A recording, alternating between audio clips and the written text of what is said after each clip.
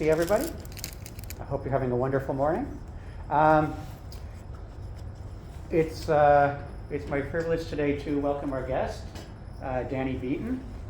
Danny is, you say elder now?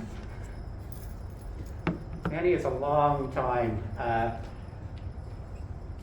campaigner for water protection, a lifelong member, of course, of the Turtle Clan of the Mohawk Nation.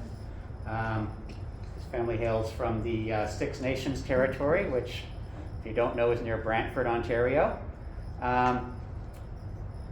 Danny is a water protector who has received multiple awards for his environmentalist campaigning work, particularly for the protection of some of the world's cleanest water here in Ontario. He's driven down from Toronto this morning, or rather Kevin's been kind enough to drive him down. So he does make his home in Toronto now, which we were talking about earlier. I guess I should say I first met our speaker 1990, 1992, something like that, at a protest in defense of the Apache people fighting against a telescope, the Project Columbus telescope being constructed on their land. And I was working as a freelance journalist and basically asked him to tell me what the issue was. And he spoke uninterrupted for a good long time, nice and slowly and kindly for me. So I was able to write it down, and basically I've never had an article to write that was so easy to write because he just laid it out all so perfectly. So we're fortunate to have him here today. What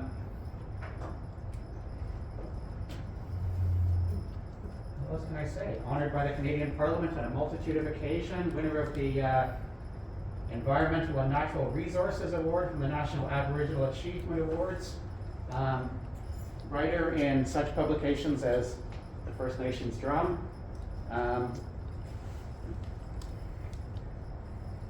chaplain,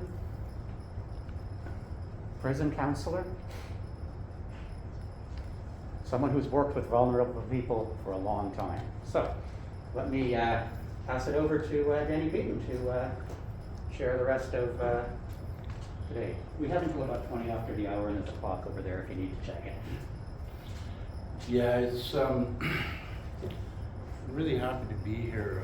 I'm just I'm not happy about it, having to be here for such a short time when really there's so many things to talk about. And I never got used to like seeing people with masks on, like being forced to wear the mask, and that's a whole topic of its own, you know.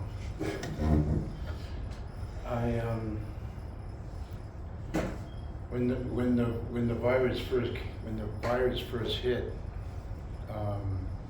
I was already working in a few churches with homeless people. I've been working with homeless people for 30 years at least, and I really enjoyed when everybody was told to stay indoors, like the streets were really empty, and I always get up at 5 o'clock and go for coffee, and the streets were empty, and so I really loved it when the planes stopped flying and everything was shut down. It was like, for me, it was like a really good thing. Like, and then it's like, my elders always talked about the consequences that would happen if everybody kept destroying the earth, Mother Earth. We always say Mother Earth. And so now that I'm here and everybody's wearing a mask, it's kind of like I'm in culture shock. But I did I did do a school like around Christmas time. Across the street from where I live, Kevin knows the school, and the kids, most of the kids weren't wearing masks. Like it was an elementary school, and most of the kids weren't wearing masks. And it's just like, I don't know, it's almost like survival or something like that, you know. But it's like, it is what it is. And all the things that have been happening since the virus hit, it's kind of the way, I wrote 3 articles about the virus, and then they're on my website, and then I said, like, I'm gonna write 3 articles about the virus, and then I'm not gonna write no more, because it's like, the way our elders talked about the earth being destroyed, Mother Earth being destroyed, ever since like I started listening to the elders, it's like they were saying, if we cut all the trees down, there's going to be sickness come. If we poison all the water, it's like we're going to have to drink it. So it's like if you drink dirty water, or you know, you're bound to get sick. And secondly, if you cut all the trees down and you kill all the animals, you're going to create sickness. So if you look at things even deeper, if you cut all the trees down in the Amazon, which is the biggest rainforest in the world, you're really going to there's going to be a lot of trouble. And already, like in the past 30 years or more, a lot of insects are coming from the south, and they're eating our trees. Ontario, but especially on the west coast, they really destroyed a lot of our forests there with the insects. But I think it's really, and I thank David for the introduction, and I thank Kevin for driving me up here. It's like, I was thinking about what do I want to talk about, what do I want to say, and all the things that need to be said. And one of the things that I thought about was like, I don't know, it was last night or the other night or something like that, but whenever I'm speaking in the school, I always really discipline myself to get a lot of sleep and eat really healthy and get a lot of exercise, and so I feel really good about it. I feel strong so I can say the things that have to be said, because everything is holistic. All the things that's happening on the earth, all the things that's happening to Mother Earth, it's all connected, it's holistic. So everything that we do to ourselves is holistic, mind, body, and spirit. If we want to do things with our learning, we need our minds. We need our minds. If we do things, if we want to go to school and learn, we have to be rested. We have to take care of our bodies. We have to take care of our minds and our bodies and our spirits. And so I was thinking, like, what all the things that I have to share with you that will help you. If I'm a good teacher, then by the time I'm finished here, I'll have said enough things that will help you. For indigenous people, for Native people, our elders live for our people, for our culture. All of our leaders are leaders for our people and to keep our culture strong. And if you want to know about indigenous cultures, one of the first things you will learn is that because we're indigenous, we have a way of life. We have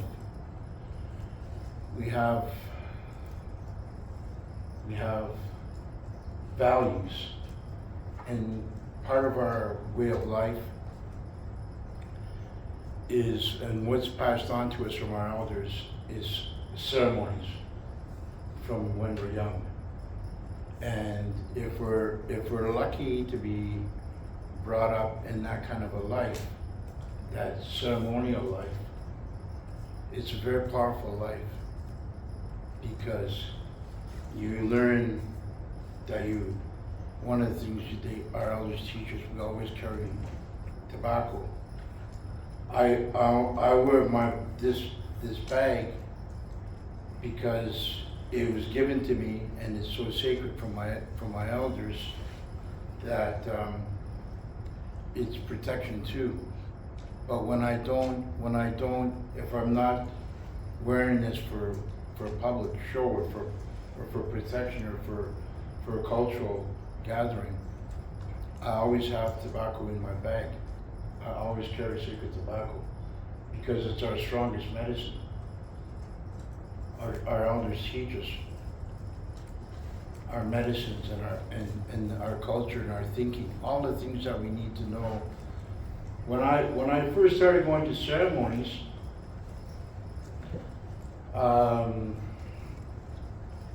when I first started going to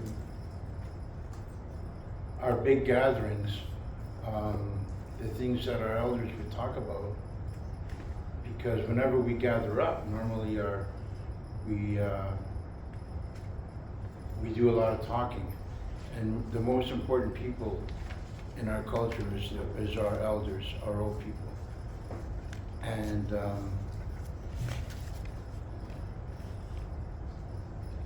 they would say the things that they knew was the most important.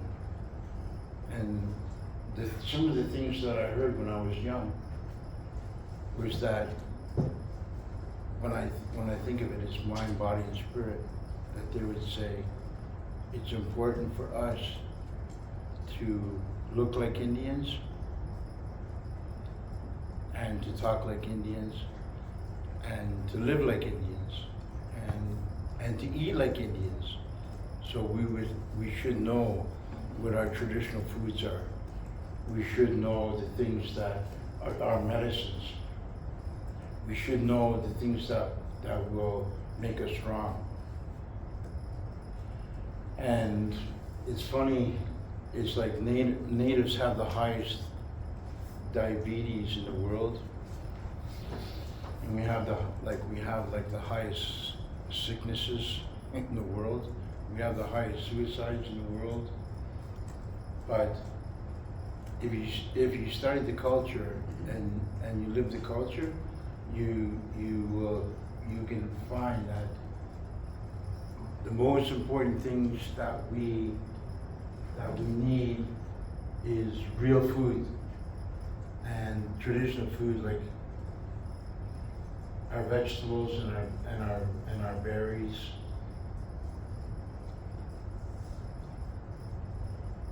And all the things that will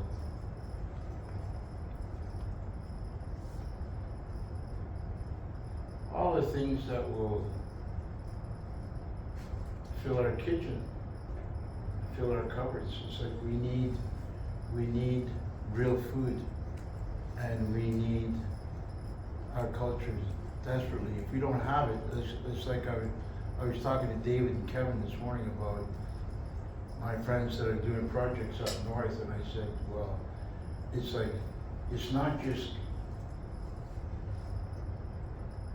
odd communities that are suffering, it's the whole north. The whole north is suffering from loss of culture. So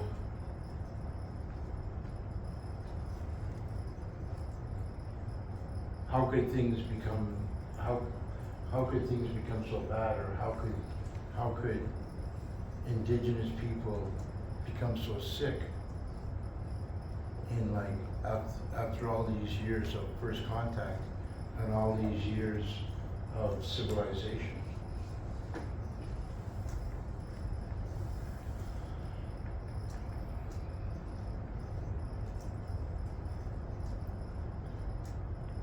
If you look at, it's like, it's easier to blame the leaders. It's easier to blame colonization, but and it is. That's what it is. It really is. That's what it is. But it's like,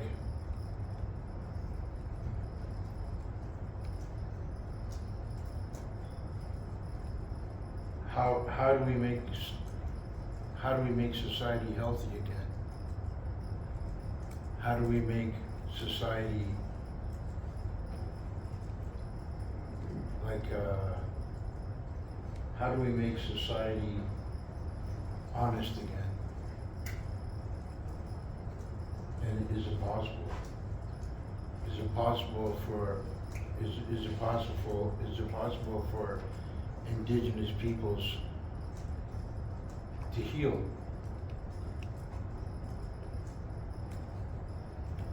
Is it possible for us to stay healthy?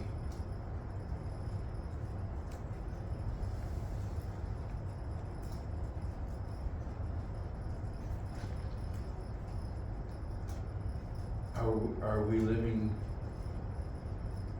living in a healthy society? It's like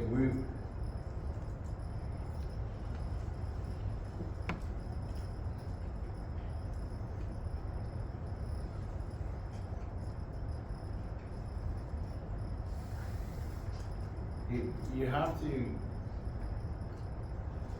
to look at, or we have to look at our own selves. We have to look, Indians too, indigenous people too, but at the same time, it's like, how can people see what's healthy when they've been broken so badly? It's like, even if I look at you guys now, I see not one Indian here. Is there one Indian here? Is there one Indian here? There's one Indian here? That's what I mean. I'm one, so there's two of us. So if you look at that, that says a lot right there. You know, because right here, London is Iroquois land, Haudenosaunee. This is our land here. Like I was telling Kevin when we come out here. We had ceremonies in Oneida at Bruce Elijah's camp like 25 years ago. And I haven't been here very much over the years, but it was a funny feeling pulling in. And but it's like,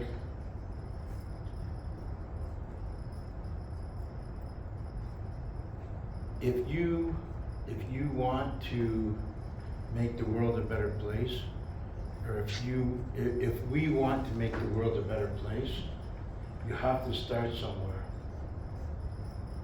And it's like, people that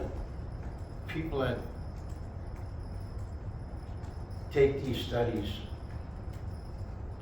is on the right path. You're on the right path. You're on the beginning. I know I never went to high school. I only went to grade 6. I never went to high school.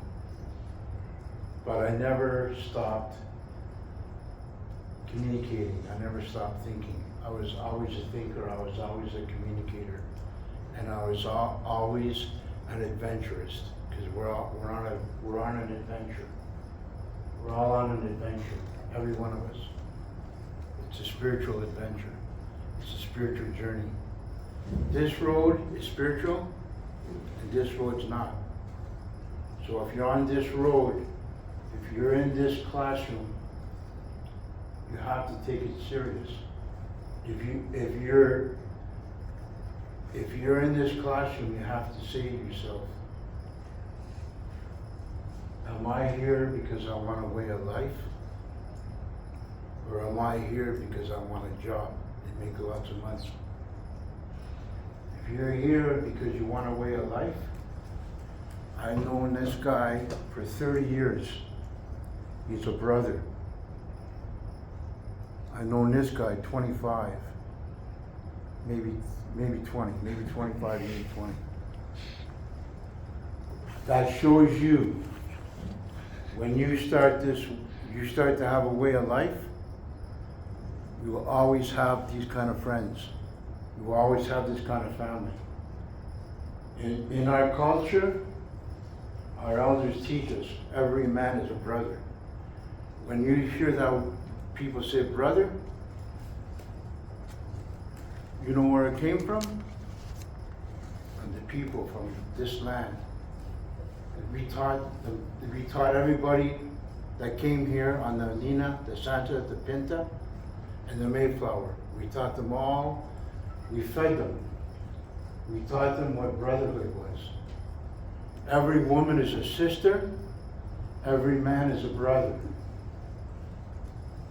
That's what our people teach. That's what our elders teach. If you know who you are, if you know who you are, if you know who your family is, nothing can break you. Not all the corruption in the world can break you or can hurt you. Because everything that's in your heart and everything in your mind and everything in your body is holistic. It's a natural way of life with the natural world, with the natural elements. The natural elements is the sun is your brother and the moon is your grandmother. Without the sun and the moon, there's no life. The moon is the leader of the women. The sun is the leader of the men. The moon is the leader of the water. It's the leader of our women. The sun is the leader of the fire. It's the leader of the men. You have to know these things to be an Indian. Because when you look at the sun, you have to know who the sun is. When you look at the moon, you have to know who the moon is. If you don't know who the moon is, how can you talk to the moon? How can you talk to the sun if you don't know who he is?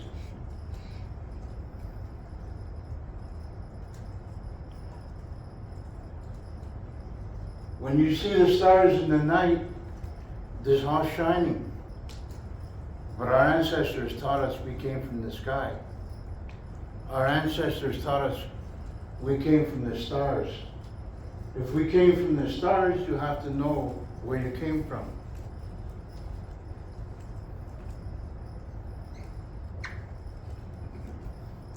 If the earth is your mother, you have to know who your mother is.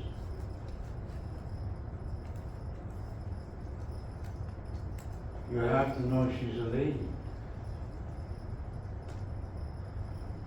Whenever our people gather up like this, we know where we are. We know what's going on in the sky. We know the winds are blowing from the north. We know they're blowing from the south. We know they're blowing from the east and the west, the four directions. We call them the winds of the four directions. The winds that are moving everything all about on the sacred Mother Earth. The winds that's blowing through our minds. The winds that's blowing through our hearts. The winds that are all healing. The air that goes through our lungs every minute, from the very first breath to the very last breath. We have to give thanks.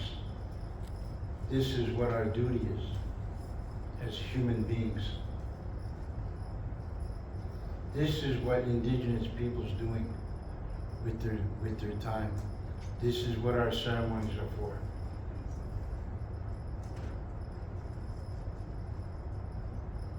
No matter who's doing the ceremonies, a lot of things stopped us 500 years ago from doing the ceremonies. If you really study in your classes, in your education, whatever you don't learn in the classroom, you can learn from the elders, or you can learn from the books.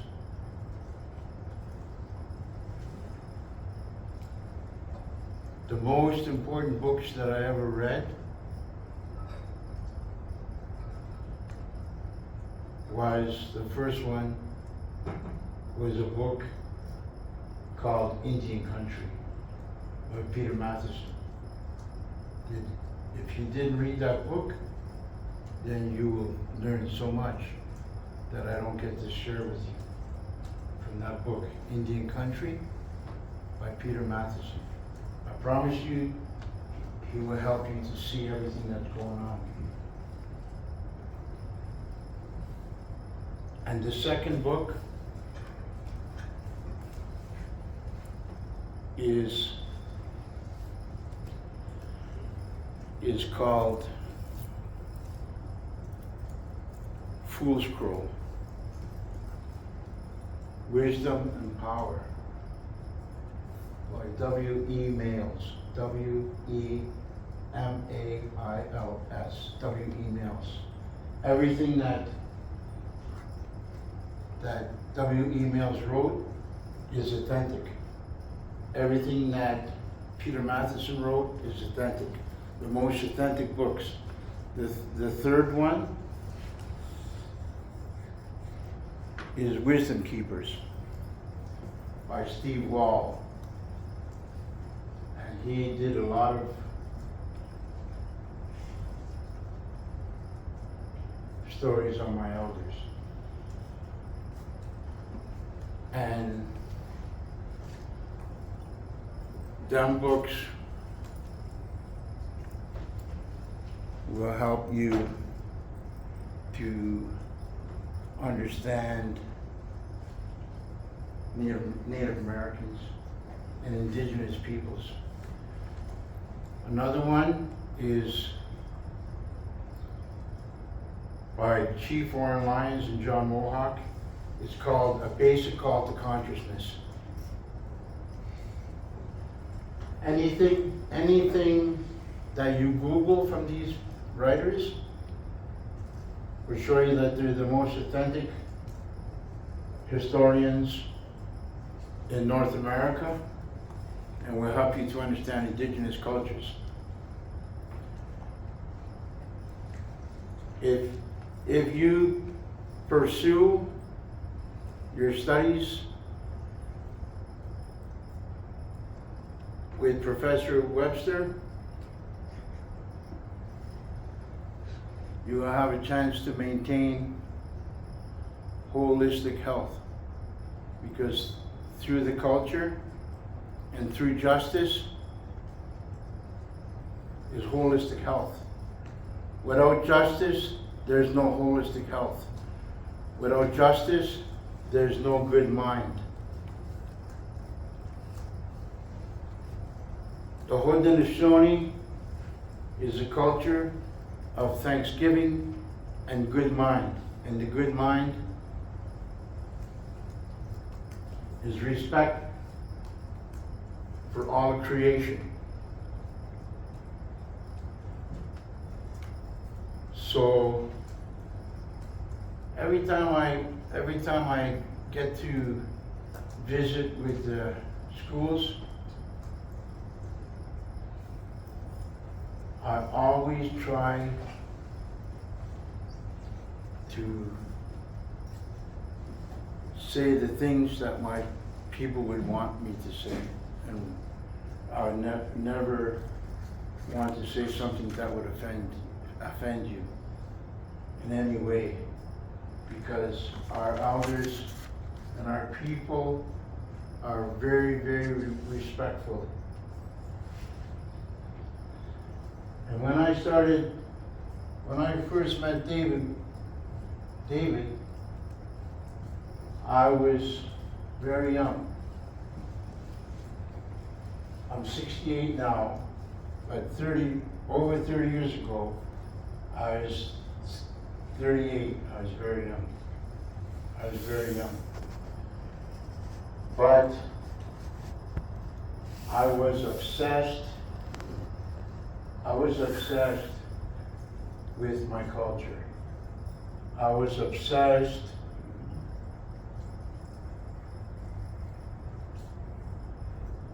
with fighting for justice. I was obsessed because that's how I met David. David was a peace activist over 30 years ago, high profile, along with my best friend, John Bacher, Dr. John Bacher, and we all maintained our friendship. Kevin is the same thing. He's a union activist and he's totally committed to justice. So I could say so much, but the most important thing is you guys are in the right class and you're doing the right things, and keep doing what you're doing, and I hope you read the books that I mentioned to you, and keep talking to your teacher and any other teachers that are doing the same kind of work. Because once we're gone, I was going to say that, all the old elders I was working with when we started, they're all gone now. All the old elders, like David mentioned this morning, Chief Jake Thomas, he passed away a long time ago. And Dave asked if I knew him, and I said, yes, he is one of our greatest chiefs. But he passed away a long time ago. And all them old elders that were 80 years old, they're all gone from 30 years ago. And all the 70-year-olds, 60-year-olds, even 50-year-olds, they're passed away. They're gone. And so that shows you that our people need you. Our people need each other. We need unity. Unity. That's part of our culture. Unity. We need unity. We need unity. We need truth. We need the truth. These are our tools. The truth. The sun gives us life. The moon gives us life. The earth gives us life. And all of our relatives, four-leggeds, winged ones, insects, fish life, these are our family. This is our way of life. All the vegetation is our family. All the plant life, all the big trees, maple, the birch. They're our two strongest trees, medicine trees. We get sap from the birch. We get medicine from the birch. We get medicine from the bark. We get medicine from the outer bark. We get medicine from the inner bark. You need to know how to use your knife and make medicine, make tea, make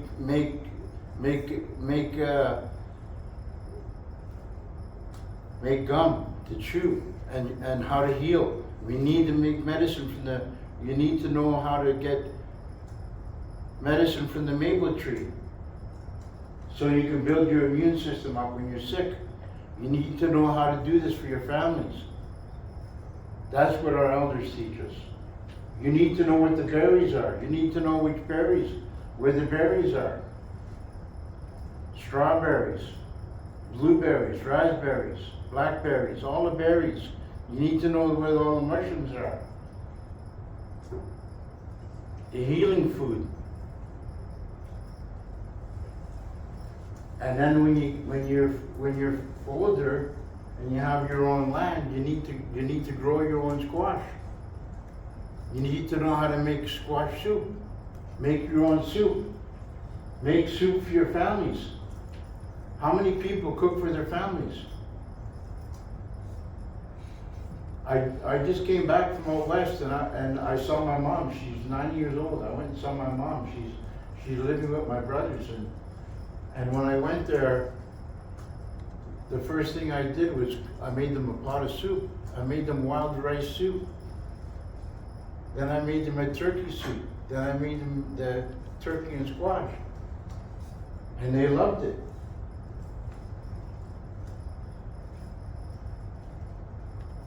You need to make your soups. We need to live holistic lives. We need to be healers. Could you imagine if we're all healers together? How we could change the world? What we could say to Doug Ford? These guys can only lie so much. But when healers come together, they're nothing. The healers can do the work. Doug Ford can't keep lying forever. Donald Trump can't get away with this forever. Putin can't get away with the crimes forever. There's a lot of criminals out there. I feel sorry for you that you have to deal with them. But if you do your work and you start writing, you start building a body of work, you start working with our people, start working with indigenous peoples, we become a force for life. We become a force with the natural world, with the natural laws. When I look at you, you're a force. You're a force. Just like my people. We are a force. We're still here. We're still doing ceremonies. We lost a lot. We've lost a lot. But we're still here. There's still people doing ceremonies. There's still people trying to create justice. There's still people honoring Mother Earth. There's still people that get down. And they can touch the earth. Underneath this concrete is the earth. Mother Earth. That's what's real. We call ourselves the real ones. Yeah, we call ourselves the real ones. Because we believe in real things. And we can't be unreal. You guys are the future. It's up to you. I wish you were monodimensional. But you're just human. Kevin's monodimensional. We're obsessed with justice. And justice is the most important thing. Justice is the most important thing. We need to base our lives on justice. I need to base my life on justice. It's like I need to be real. Not only for myself, I not only have to be real for myself, but I have to be real for everything I do. And everything they do, they have to be real. And so do you. Because nobody is going to trust you if you're not. Nobody's going to trust you if you're not real. And the more you ground yourself in that light, the more you ground yourself in that culture, then we become one. Then life becomes better. Life's not supposed to be suffering the way it is now. we're not supposed to be wearing a mask, but we are. We have to wear a mask because they cut the trees, they went into, from what I know, they went into the forest in China and they were killing animals they shouldn't have been killing. From what I know. Some people say it's genetics, but from what I know, the Chinese were killing animals they weren't supposed to be killing, and they brought it into the marketplace. Maybe that's not true, but as far as I know, it sounds just as realistic as genetic engineering.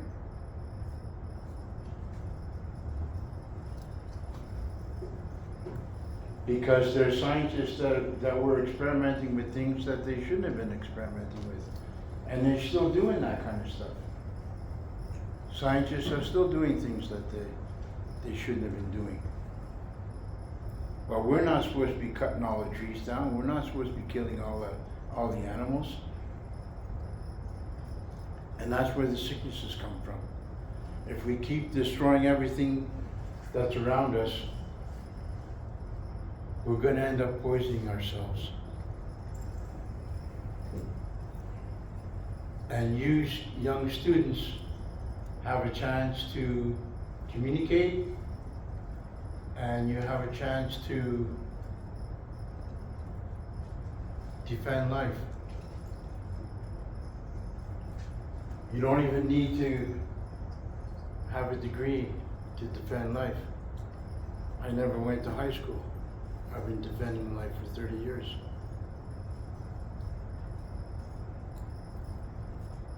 And that's only because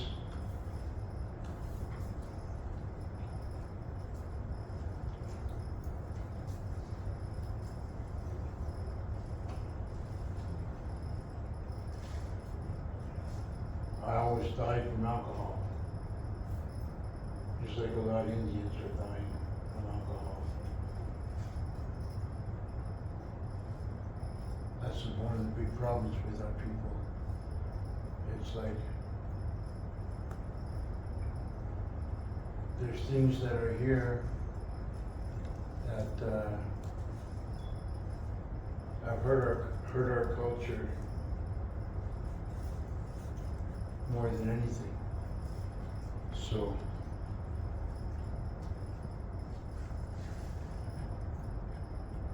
because our elders teach us that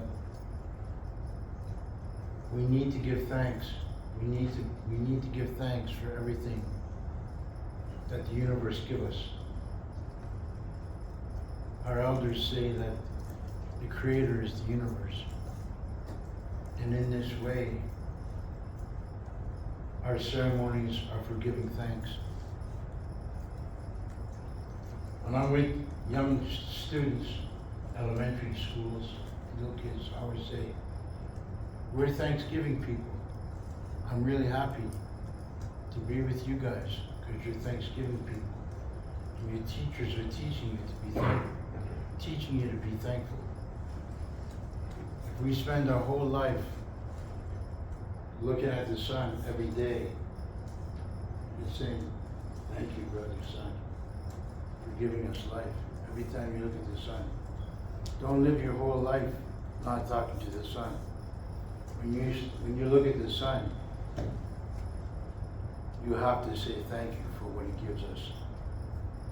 When you see the moon come up at night, it's our duty as human beings. When we see Grandmother Moon come up, we say Yahweh for being a good leader for our women. We sing to our brother sun, Yahweh for being a good leader for our men. And when we see when we hear the birds singing, we say to the birds, Yahweh, for those beautiful songs that you can sing to us. And when we drink the water, we say Yahweh for that drink that our mother gave us, the blood of our mother, the earth, is the water. And we say Yahweh for that sacred drink. All the food, all the berries, the three sisters, the corn, the bean, and the squash, Yahweh, Yahweh. So you know that you gave thanks. Don't spend your whole life not giving thanks. Don't spend your whole life not talking to the moon. Don't spend your whole life not talking to the sun. Don't spend your whole life not talking to the air. Every breath that we take is a gift from our Creator, from the universe. Every breath, from the very first breath that He gave us to the very last breath that we take, is Nyama, is a thanksgiving. All the gifts that our Creator give us. Because there's a lot of people in other countries, they have nothing. They don't even have the option of wearing a mask. They don't have an option of anything. I always think that we're living a life of luxury. At least we can put something back. We can do something with that luxury. I'm as guilty as anybody.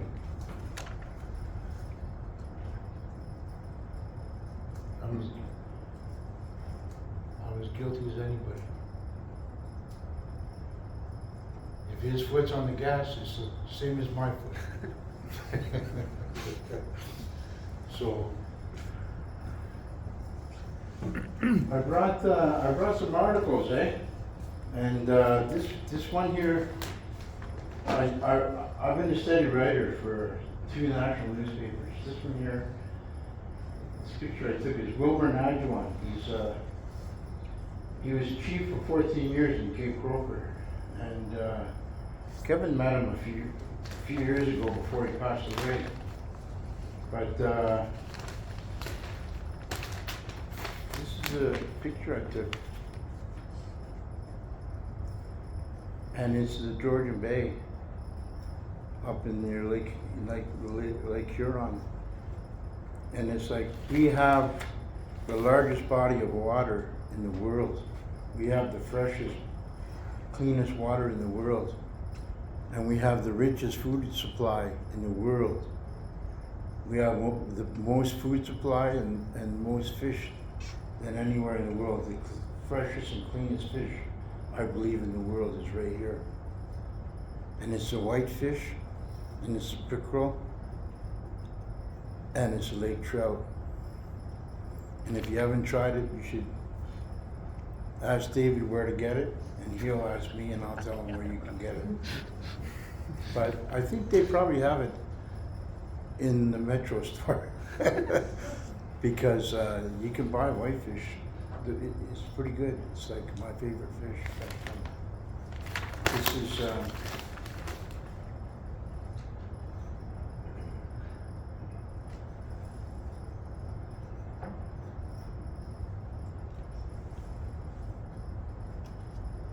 North America's Great Lakes are often taken for granted.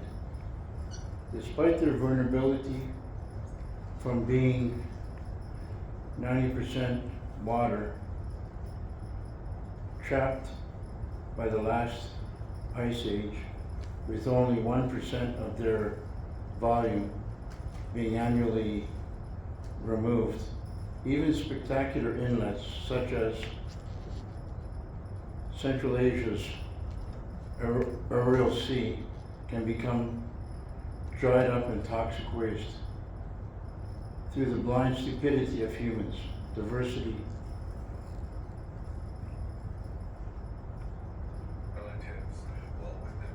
Lake Huron today is being battled by visionary environmental leaderships of the Chippewas of the Nawash. The name Nawash is taken from the chief who fought beside Tecumseh to repel the American invasions to Canada in the War of 1812. The community is located on the rugged Niagara Escarpment of Cape Croker. We had this native ceremonies in the Cape Croker 30 years ago, and that's where I first met Wilmer Najuan. And it's not far from here, realistically. It's maybe an hour's drive by car or 2 hours drive by car, I'm not sure. But it's not far, and there's still a lot of good people that are around if you want to go up there and meet them. And you still can, and Wilmer's sons have commercial fishing license, so you can buy fish off them. There's still a lot of good things that are here in Ontario, and there's still a lot of good things that are in Canada. So I just encourage you to connect with our people, connect with the things that you need as tools, and work with your teacher, David, and I wish you all the utmost success in your studies. So, I think we have to leave it there, yeah.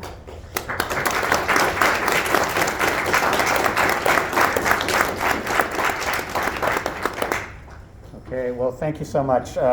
Clocks are the tyrants that govern our lives too much, and I know some people have a class at 12:30 that they have to get to. So we'll finish the formal part of the class. If you'd like to stick around and speak with our guests, then we have the room for another half an hour, so I brought you some can stay. extra copies if anybody wants a copy. Sorry, I'll just very quickly add. If you did not see the film that Danny made, Iroquois Speak Out from Mother Earth, it's on reserve in the library. You can borrow it and watch it. If you would like to look at any of Danny's articles,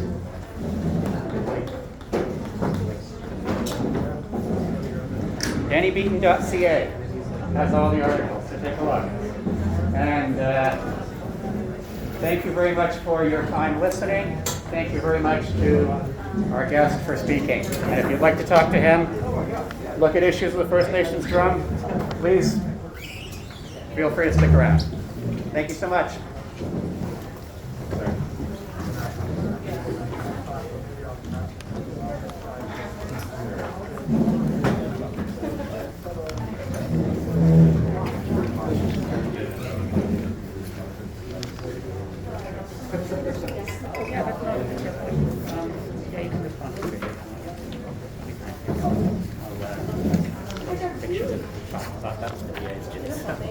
Thank you so much. Yeah, no, that's a good idea. Not for everyone. Hey, buddy. You want to do one video? Feel free. Where are you from? Hey? Yeah. Oh. We had someone like 25 years ago. How old are you? It was amazing, man. You know who's alive yet? I don't know much. Oh, man, I know your name, man. You're amazing. Sorry.